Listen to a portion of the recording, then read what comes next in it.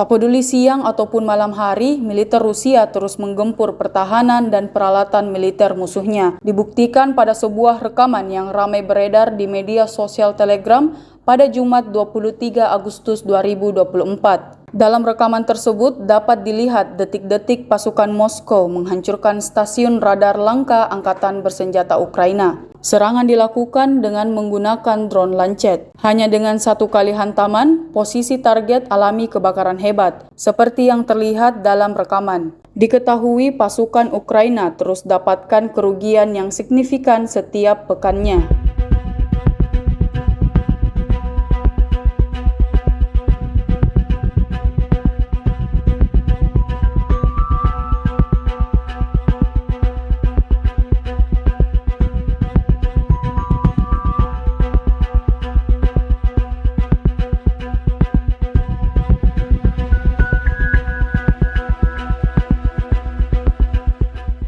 Download Tribun X sekarang, menghadirkan lokal menjadi Indonesia.